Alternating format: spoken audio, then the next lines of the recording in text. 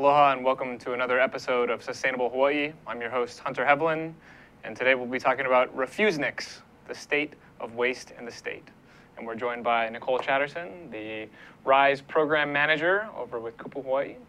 Thanks for coming in today. Thank you for having me. I know that we pulled you away from some of your work. I believe we had to tear you from a very engaging tour over at H-Power.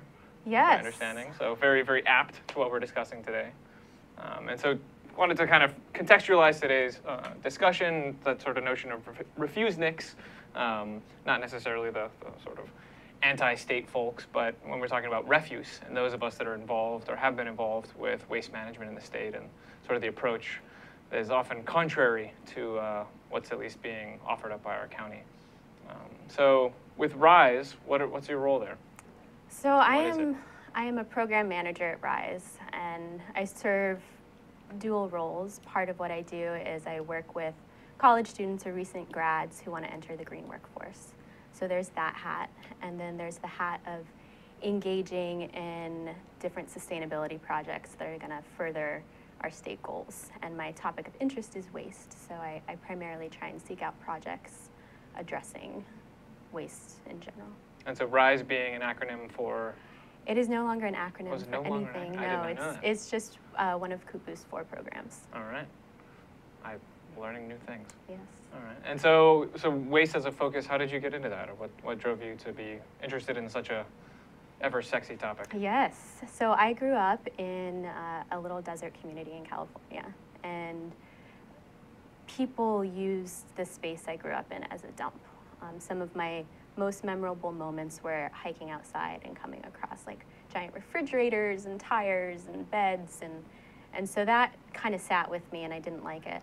And when I went to university, I started off studying geology, and through that I was introduced to environmental science.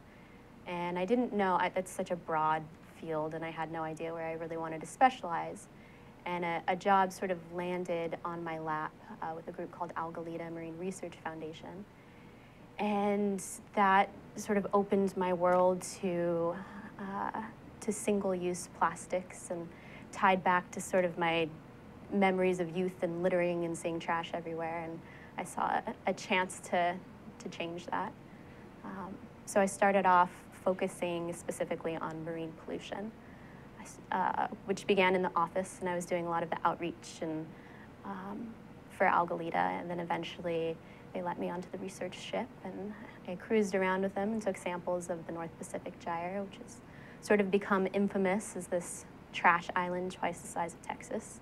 So this is the amalgamation based off of ocean currents of all sorts of tiny pieces of plastic coming from all over the world? Yeah, so basically any country that has an outlet into the North Pacific Ocean is contributing to the problem.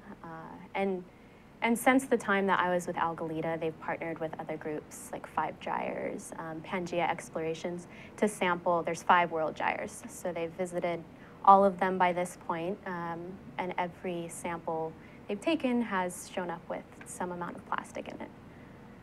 So in a sort of a metaphorical sense, you started recognizing you said refrigerators, identifying those not as geological formations out in the forest, but possibly man-deposited, traveling across the Pacific and noting all of the sort of marine debris issues, and then you've landed upon our shores and are now focused on a variety of attacking waste in different ways. So what are some of the other programs that you're involved with beyond RISE? So beyond RISE, I've started working with Surfrider Foundation. I'm now a part of their executive committee focusing on education, which is really exciting. It's a good outlet for me to get re-engaged in the marine debris world. I also work with Hawaii Green Growth, and Hawaii Green Growth spearheaded something called the Aloha Challenge, which is a resolution signed by former Governor Abercrombie and all of the mayors of the counties. And one of the goals on the Aloha Challenge is that we've committed to reducing the solid waste stream by 70% by 2030. So which is a massive goal. Massive goal. Yeah. And depending on how you look at that, how you calculate our progress, Oahu is considered to already be there because we have a lot of diversion going through H power. So it's not a sort of a gross reduction. We're looking at doing different things to ameliorate out of our total so that 70% of it isn't going to the landfill? Yeah, okay. It's landfill diversion. So it's very convenient then, that we would set this lofty bar and then define it in a way that we've actually already met that metric. Well, the good thing is that it's statewide, so Oahu's just a piece of it. Okay. And so when we sort of contextualizing this in this state, I mean, we were discussing before about some of the different ways that different counties are approaching solid waste management. What does that landscape look like broadly? Each county's slightly different in their ideals. I would say Kauai is strongest in theirs. Their zero waste Kauai group has a big voice over there. Mm-hmm. And Kauai County has passed a resolution to incorporate the tenets of zero waste into the way they're running the county. Nice. So that's huge. That said, each county has a need to deal with the municipal solid waste they're generating, and so everybody's looking at options like waste to energy. Mm-hmm. Another option each of the counties is looking at is how do we keep our recyclables on island and use them for a local beneficial purpose instead of shipping them off island. And those interests have led Kauai to sketch out a municipal solid waste park, if you will. It's one part education, and it's beautiful. I've seen the sketch-ups of it, encouraging people to come and see what's going on. And then they have multiple vehicles for dealing with the waste within that park. And so is that like waste is being sorted there, or is this like all the plastic bottles get melted down into benches, or what is the, what's the integration between the waste and the park? So the reason it's in a park is really for the educational purpose. As far as how the waste is going to be processed, I think that's still in development. Those ideas are still in development, but I know the desire is to use as much locally as possible. Well, we do have somewhat of a rich history of converting waste into parks. So looking at Kaka'ako in particular, right? It's a popular activity around the world. Is just dump it all on the nearest reef, dredge on top of that, and then throw some grass over it. And now it's a beautiful human landscape. So what are we looking at in this image here? So this was a chart put together by Cyrus Howe, who's a fellow with the RISE program, and his project has focused specifically on trying to quantify the amount of food waste generated specifically on Oahu and type it also, be it residential or commercial. So that was the rough calculation he came up with. The takeaway point from there is that we don't really have the answer to how much we're generating. So if we go back to that image, sure. We can see that this is saying about a quarter of our food waste is being recycled through various mechanisms, but that half of it is just over half of it is currently going to H-Power, correct? That's what we can gather piecing together two different reports. So in 2006, the city and county did a municipal solid waste audit, from which we think we know there's about 12% of our total waste stream is food waste. And so using that 2006 report and then what Opala is reporting out now about how much is diverted to H-Power, we kind of came up with those numbers. So Opala being sort of the other name for the Hawaii, or the Environmental Services Department. Yeah, City and County of Honolulu. Yeah. And so food waste, solid waste, but there's also sort of this broader notion, and I think some of the other Hawaii Green Growth things are getting towards this about natural resource management and sort of waste that happens in terms of that respect. Is there anything that you see as being critical in the various roles that you have that integrates into natural resource use? Or just resource use in general, I guess I could say. So food waste is a great example of this. We use a large quantity of water. We use a lot of land. We use a lot of energy. Creating and spraying pesticides is one example of that. Shipping the food, and so we're giving up a lot of our resources to grow what we're ultimately losing about 40% of. Whether that's actually on the farm because it's not being harvested for whatever reason, or it's not getting to market, or once we purchase it, we're throwing it away for a variety of reasons. But there's a clear link between us sort of squandering our natural resources and then not even using the output of our squandering. Or our time, as it were. Yeah. Some of that. And so in the state, I know that on Oahu, we have some things that address food waste. On the outer islands, it sounded like Hawaii's got this push towards zero waste, that I know from my work in the waste management sector that the Big Island had also set some type of parameters working towards a zero waste goal. Yeah, so Big Island, Maui County, Kauai County all have at least a group looking at zero waste. As far as I understand, Kauai is the only one that's formally incorporated it into their structure. And so that leaves Honolulu County, from our knowledge, standing in stark opposition. Yeah, we think we found one group online who zero waste Kapolei, but we haven't identified who that is yet. And so the key of this essentially being that if we're continuing to generate waste without any notion of trying to reduce the amount that's being produced, that we're going to probably have greater exacerbation of the issues that we face as a byproduct, whether that's refrigerators sprouting up in the forest or microbeads or trash gyres or whatnot. And so that the aspect of how we manage the waste is just as important as whether or not we're actually generating it. Absolutely. You can look at it as kind of upstream and downstream effects, and our behaviors and our preferences are the upstream effects. And most of the focus is on fixing the downstream symptoms. So we have a lot of trash, let's build an incinerator and burn it, as opposed to really focusing our efforts on how do we fix the system that's off, how do we change our sort of cultural norm and our relationship to resources, and consider them resources again, which is one of the core principles of zero waste. Waste doesn't exist. Waste is a mindset.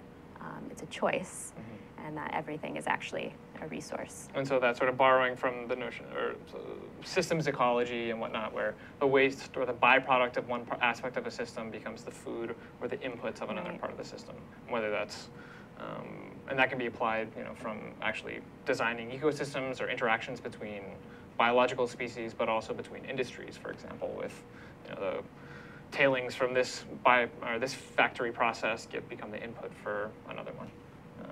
And so I think kind of what you were speaking to earlier is often recognized as the waste hierarchy, right? So that's the 3 R's, which I think everyone's probably familiar with, that being reduce, reuse, recycle. But then there's also refuse, which has been placed at the top of that hierarchy. There we go. The Refusenik, but I think the thing that's often lost is that when you hear reduce, reuse, recycle, it just seems like, oh, okay, yeah, let's aim for all of those things. But most often, I feel like that the low-hanging fruit is viewed as being recycling. Right? It's like, okay, well, let's set up recycling bins, and thus we are, by putting our green bottles in the blue bin, that we're now saving the planet. Yeah. Whereas that ends up actually being the most energy-intensive process, particularly out of at least those 3 sort of broad categories. And especially in Hawaii, where most of that, the actual recycling is typically taking place off island. I think there's very limited pockets where actual recycling is done. We usually collect and ship. Yeah, so things get crushed, baled, cleaned occasionally, and whatnot. I know that there are some styrofoam recycling facilities, or there, I believe, is one on Oahu. I actually didn't know that. Yeah, but that essentially all of the other products, if we sort of track the timeline of their use, it's mined resources elsewhere in the world, those are then processed in a factory, produced into the can, bottle, toy, whatnot, packaged, shipped here, removed, driven somewhere, come to you, you use it, you throw it away, or recycle it, and then it gets shipped out again, which is obviously very energy intensive. Absolutely. In the sense of time, the sense of finances, and fossil fuels. I want to know where I go to recycle my styrofoam. I believe there was a place out in Campbell Industrial. Wow. There was an article about a couple of years ago I was reading. And I think it actually comes out as more like an extruded plastic. It looks a little bit more like the rapidly inflating insulation. I'm not sure what they do with it, but I suppose snowmen, possibly, which we obviously have a considerable dearth for. of here. Yeah. So with that sort of reduce, reuse, recycle, I think that for myself, I've recognized that the recycling is often viewed as the low-hanging fruit, whereas that reduce or refuse. People are afraid to have that conversation because to get there, it's a paradigm shift. It's a systems change in multiple different systems, and attacking that is overwhelming for people. Well, we're going to take a paradigm shift to commercial here, but join us back after the break. Aloha, I'm Kili'i Akina, president of the Grassroot Institute and host on Ehana Kako, a weekly program on the ThinkTech Hawaii broadcast network. Ehana Kako means let's work together. Think of the sad alternative, let's not work together. Here in Hawaii, with all of our diversity and the richness of the people, it's important for us to come together around issues on the basis of what's right and what's good and what's going to serve the common good. And that's what we try to do at Ehana Kako. Every week we interview movers and shakers, people in government, business, and other sectors of society to talk about how to create together a better government, economy, a better world here in Hawaii that can bless the rest of the world. I thank you for your attention to ThinkTech Hawaii, and we look forward to seeing you every Monday, 2 to 3 p.m. on the ThinkTech Hawaii Broadcast Network. We're Ehana Kako, and we wish you well. Aloha.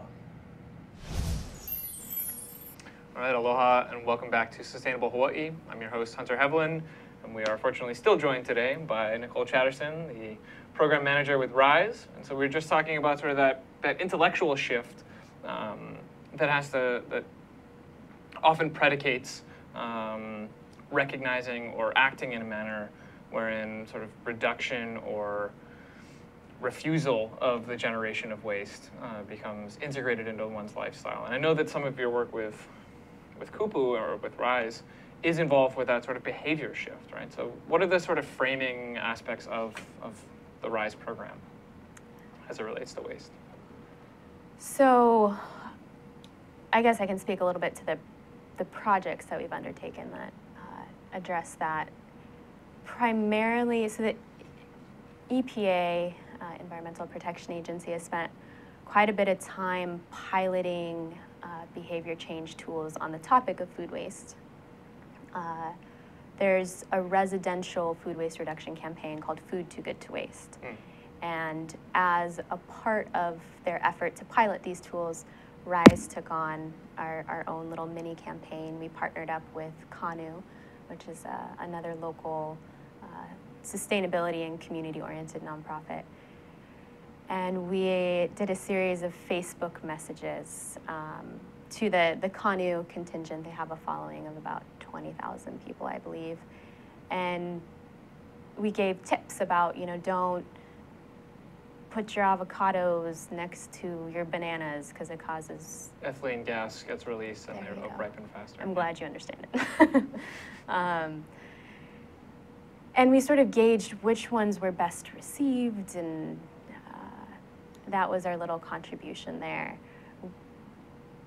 But within the next few months, there's sort of communities around the states were doing this, and so they've combined all of the input, and they're releasing a toolkit. The EPA is. The EPA is, Yes. Yeah, which any community can implement. And communities that had the funds to really, really focus on this during the pilot phase have done fantastic things. King County, which I believe is in Washington, has done quite a bit with it. They're worth checking out. And so these are various tools, and it sounds like these are mostly awareness? They're mostly awareness building, tools. So, I mean, when you're thinking about behavior change, it's wildly complicated because awareness is one piece, but awareness doesn't always result in action. So it's also about figuring out the barriers to people implementing their knowledge, which is Doug McKenzie Moore has a sort of course he gives on community-based social marketing, which is aimed at groups in the sustainability and environmental field, and how do you get past that traditional structure of educating by just telling, and how do you figure out what the barriers are to people implementing what they've educated. Well, and I think that's a sort of a big cleft for everybody, is like just because you know something isn't necessarily the best thing to be doing. I mean, you and I had a lovely time littering all the way down here today. Absolutely. Just things left and right, a few trash fires. It was magnificent. But that there's often this cleft between knowledge and action. Yeah.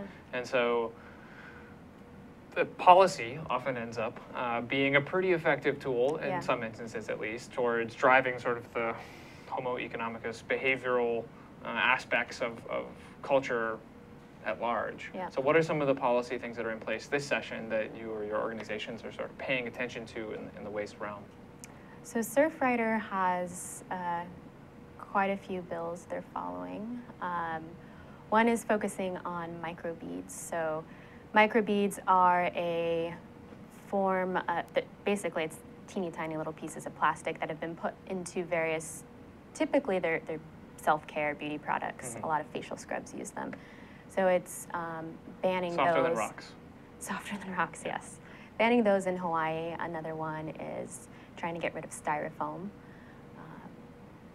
Another bill that's in this session is focusing on extending, the city and county of Honolulu currently regulates commercial food waste generation at a very specific scale. So there's a lot of smaller supermarkets that are left out of it, quite a few restaurants. If your restaurant is sort of buffet style, if you go up with a tray anywhere, you don't fall under this regulation. So there's a lot of spaces left, and the bill that's currently in this session is trying to fill in those spaces and get more people on board with having to... More people covered by the existing regulation, right?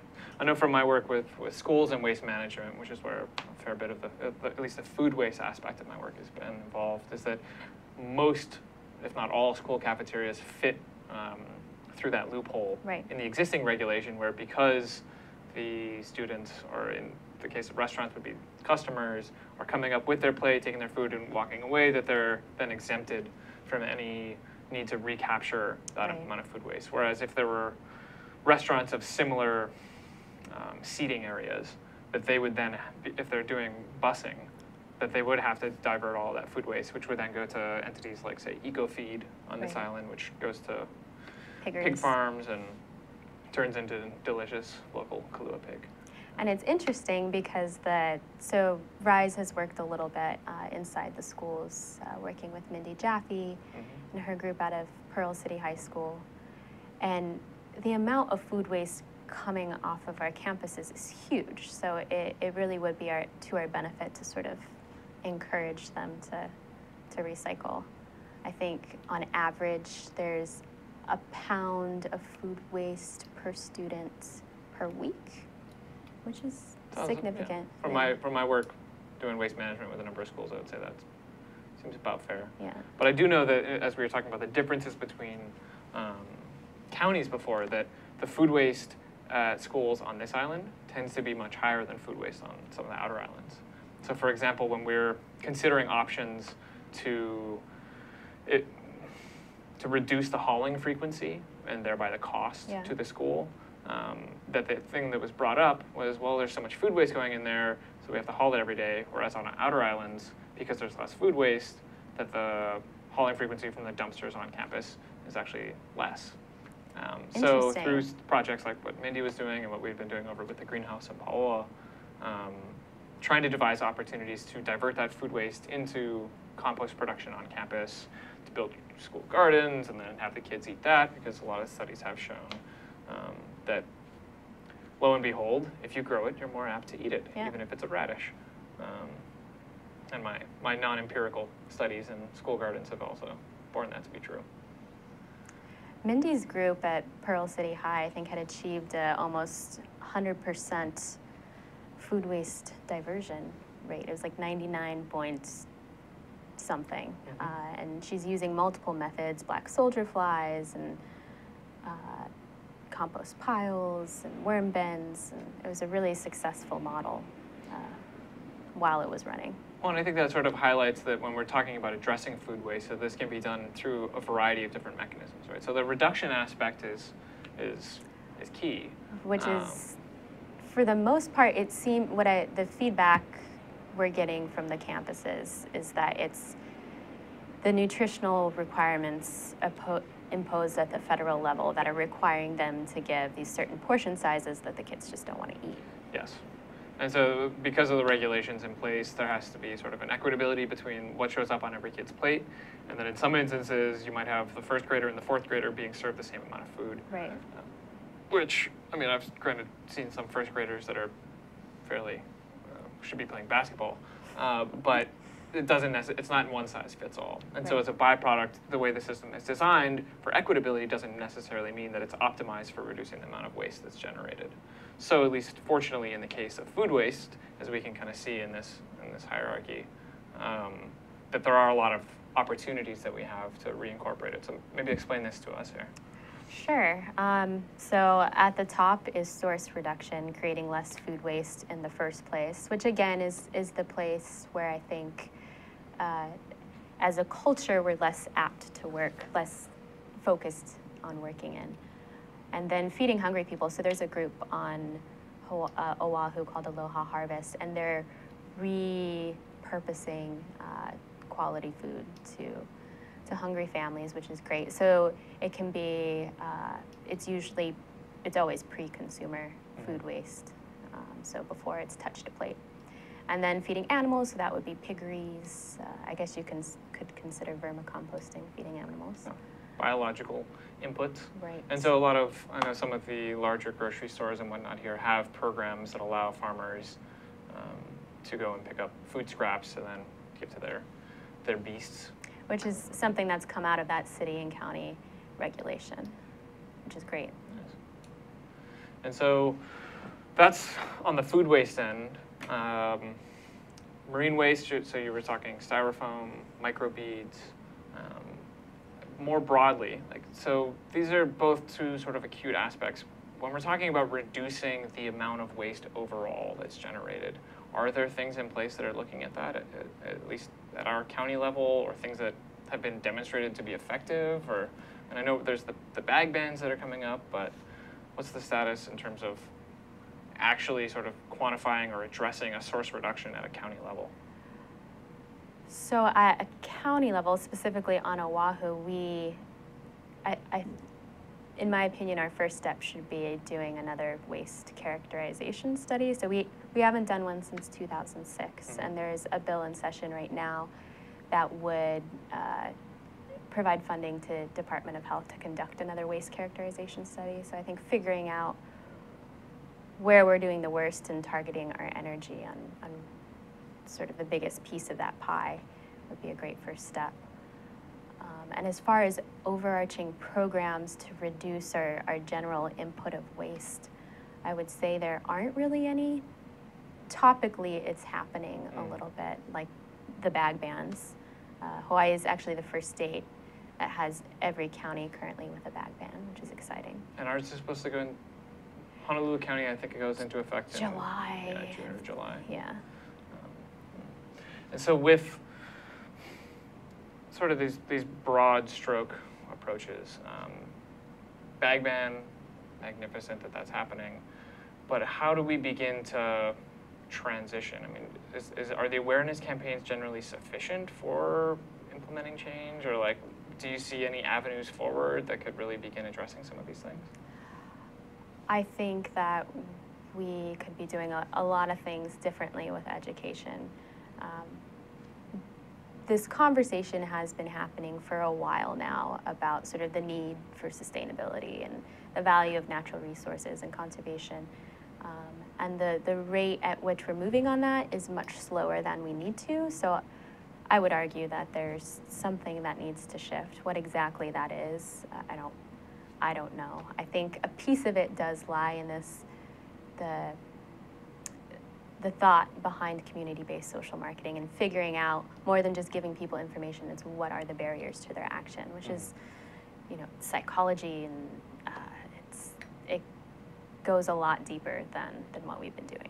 Well, and it's also fairly ingrained. I mean, for myself at least, growing up on Oahu, it's very much a part of life. Like, we're reliant upon these imported goods, and my numbers I think are a little fuzzy, but if I recall, based off of that waste characterization study and possibly subsequent total tonnage analyses, that the per person, the per capita poundage per day, I believe, was around 9 or so pounds of waste per person per day. And the average in the state being, I think, around 6.4.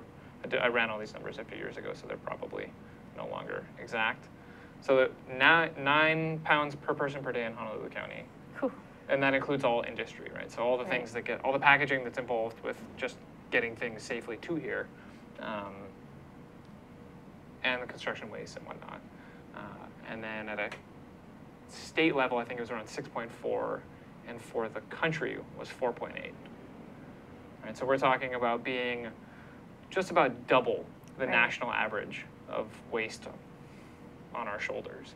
And that, of course, all happening in the country that is arguably, and I think we may have been usurped in this dubious honor, but that at that point, at least, we were the most wasteful country per person, making us, in Honolulu, the most wasteful county. The worst of the worst. The worst of the worst. So certainly have our work cut out for us. Yeah. Are there other sort of innovative programs that you've been privy to here or elsewhere that you'd like to see incorporated, or that you think could make a difference towards addressing that sort of egregious number and the sort of unfortunate heritage that we have of wastefulness? I think there's a lot that can be taken from the zero waste mentality, and seeing that incorporated more broadly throughout the state would, in my opinion, further us down that track. Well, we're going to chat a little further down that track after this short commercial break.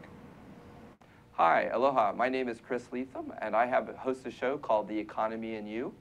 The show plays every Wednesday at noon, and on my show, I bring on guests who are interested or working in the technology space. And so I'd like you to come and watch the show and learn with me about all the sort of exciting things that we're doing in Hawaii to build and grow our economy ecosystem. So I'd like to say aloha, and I look forward to seeing you on the show. Thank you. Aloha, Yappers. This is your host, Kingsley, for the Yap Show. Every Friday, 3 p.m. to 4 p.m. Eastern Time. You can catch us here live, ThinkTech Hawaii, and then later on we upload to our YouTube channel. We talk about youth issues, policies, youth programs, and how to transition yourself into adulthood. But this was like a sign, I guess. Hey, Mike's like, hey, now's your chance to go back to school, which I'm doing. Catch us here again live, 3 p.m. to 4 p.m. Hawaii Standard Time. Aloha. All right, aloha, and welcome back to Sustainable Hawaii. I'm your host, Hunter Heaivilin. We are joined today by Nicole Chatterson, a program manager at RISE. So we've been talking about waste and waste in the ocean, waste on the land, and I know that sort of in terms of air pollution, sort of to jump context a little bit, sure. That some of the EPA funding, I believe, was originally sort of designated to be addressing air pollution issues. Right. So where is that nexus between food waste and air pollution? Sure. So I'm not sure if I already made this clear, but the project that RISE is working on with food waste is supported by the EPA. We're also looking at clean transportation through that, and sort of we have a general internship looking at greenhouse gas reduction and how to support the state's efforts in that. And this is all money that's coming from the Clean Air Act. And the link between food waste and the Clean Air Act is if it's ending up in landfills, it's a big contributor to methane off-gassing. And methane is arguably the most powerful, one of the most powerful greenhouse gases. And so the notion then being that if we can be reducing our food waste that's going to anaerobic digestion, which is what would happen in a landfill, right? So that's essentially what's happening in our bodies. We are the mobile anaerobic digesters. That we can reduce the methane outputs, and also ideally be yielding animal feeds, which or composts or whatnot that could be then feeding back into our systems. And so, or ideally, if you're going even farther up the chain, not creating surplus in the first place and wasting the resources that went into that. So this is a dilemma I've been having of late. I think I brought up was at the most recent Rise Food Waste Hui meeting. Yeah. And I've been having this sort of interesting dilemma, and we were talking about systems a bit earlier, that when we talk about systems optimization, right, that from my perspective, like, yes, while waste in general is wasteful, that there is a certain aspect of benefit that comes from waste in systems, right? Mm-hmm. Because it has the capacity to act as a buffer for change, right? So if we were to say optimize, for example, to use food, optimize our food use, so our food production and our food processing and our food consumption to such a degree that there is zero waste, then if there's a disruption somewhere along that chain, or if there's a bad harvest or an outbreak at a plant or a botched cooked meal, that the capacity for that system to weather that change in some ways, like you could say the resilience of that system is actually decreased. Right? And so in that way, the waste in a system can act in some ways as a beneficial measure of resilience up to a point. Up to a point, and I think that's the key, is if that is indeed the case, we're so far past any sort of necessary or useful buffer. So so if we're past that buffer, I guess for me, I feel like that often we take these half steps, right? So it's like, okay, we've almost got recycling bins all over the place. My house still doesn't have recycling bins. Neither does mine. And so, there had been mechanisms in place for those of us that try and walk lightly, to live a little bit more sustainably, right? So we had the community recycling bins; those were running in the red for years. The ones that used to be situated at school campuses. The city finally axed that after it had essentially been a hole in their wallet and pocket for some time. Yeah. But that as recognized with the awareness campaigns, like the convenience is king, right? So I think for a lot of the folks, even in my neighborhood, that are still of an environmental mindset, that extra hurdle kind of becomes, it's too high a barrier. It's tough for me. I mean, I live and breathe this stuff, and trying to figure out what to do with my recycling once it's piled up into this huge mess it's overwhelming. It's not a fun task. So those barriers are real, and they're real for the people who even want it badly. Yeah. So it's really complicated, and that's part of what creates a place for waste to energy. Our incineration plant here is people like convenience, and they really would rather just put it all in one place. And so then it's going to one place and it's being turned into a fuel, and we could have long conversations about sort of the efficiency of that fuel. And then it's being compacted in mass, and because we have H-Power here, we are generating less trash than we otherwise would, because there's so many barriers to people. We're putting less in the landfill. Less in the landfill. Yeah, generating less of a mass in the landfill is what I meant. So it's interesting. And the other side of the coin is that waste to energy is disincentivizing us to attack that upstream behavior change, because in order for it to exist, it needs our input. Well, and the contractual processes that we're now engaged, or that we're now bound by, right? I think further limit the incentive from a county level, right? Because at this point, we have to produce certain amounts of trash to feed Covanta. Otherwise, we're on the hook for some amount of paying them various amounts of money, which is a unfortunate setup that we've sort of put ourselves in. But I guess I wonder at the broader level, like that there's often a lot of work surrounding optimizing the efficiencies. We're just talking sort of that upstream, downstream, and that I think much of it ends up being, the majority of it is working downstream from the sort of broader notion of like just setting caps on resource use, right? Which is hugely unpopular, or really just not even discussed, right? So if we were to say, we're not going to produce, or we are not going to import or produce locally goods beyond a certain rate, or use water past a certain, draw up from the aquifers, or whatever it might be, that those firm caps, I think, really become are sort of lightning rods because everybody's got an opinion on it, and then the discussion then turns into like, where would you even begin to set that? And it doesn't leave a lot of space for things like H-power, but it does in some ways at least reduce the amount of discussion that happens at sort of like quibbling at the base of like, well, where do we sort the bottles? Do you have to take the caps off? And all of these sort of like minor Right. issues. But if we're really trying to address it, for me at least, I feel like that the caps on resource And we've done uses we've done that in a sense in the past. During World War II, there was a lot of there were caps put on food waste. You could not waste food, and whether or not that was actually a piece of legislation with teeth, I don't know, but we had the cultural mindset of that cap, and people did not do it at all. Yeah. And that's shifted. That part of the poster speaks to it a little bit. If you want to help win the war, save your food. And people lived and breathed that, and they lived and they breathed it, and they accepted that cap. And then we kind of let that go and we changed. So I think it's possible to place cultural caps even. Doing things at a social level. Yeah. Well, I feel like at that point, you know, with Victory Gardens and various other, that sort of that conservation was associated with patriotism, Yeah. right? Very much so.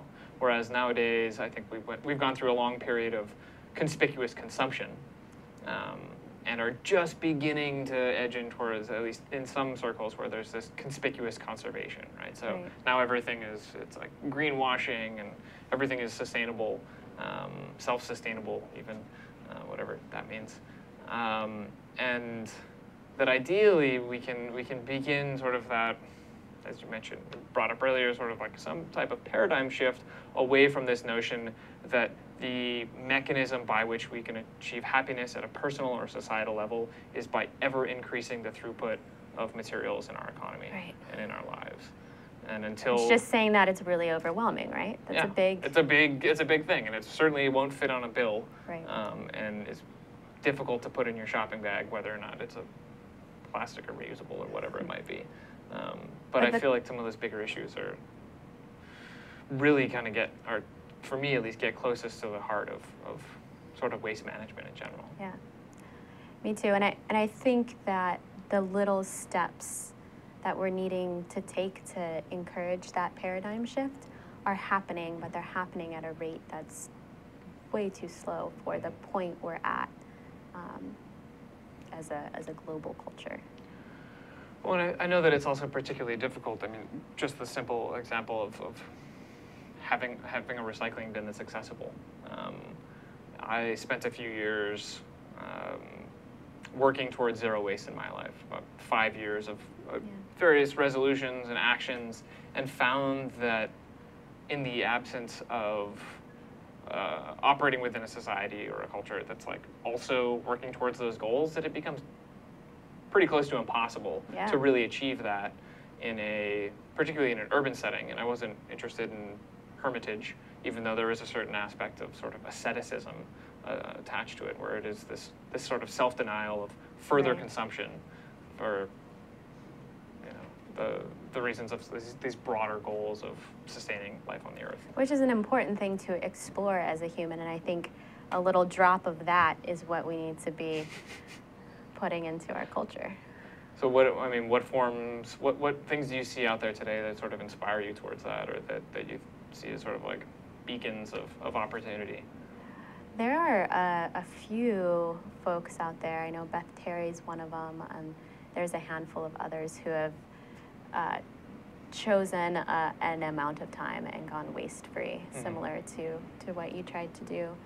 And watching them sort of struggle through it and identify those places in society that don't support that, I think is really encouraging, because there's people sort of piloting it. What would it look like? And we don't want to go to that extreme. I don't think that extreme is possible in mass, but there's people paving the way, and I think that's really encouraging.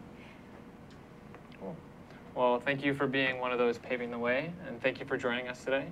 It was it's lovely sort of waxing about waste and its trappings and the opportunities. If there was sort of a key thing that you would sort of as a call to action to get people involved in this issue, what would it be, or a key couple of things?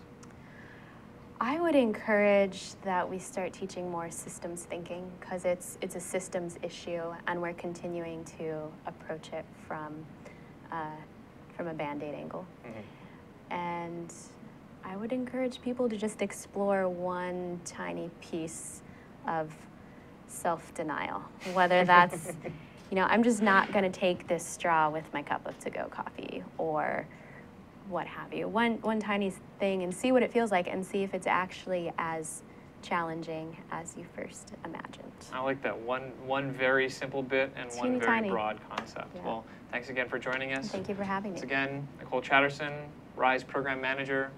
And I'm Hunter Heaivilin. Join us here every week for Sustainable Hawaii, where we'll be talking about making the transition from being individual consumers with rights to building communities of producers with responsibilities. Aloha.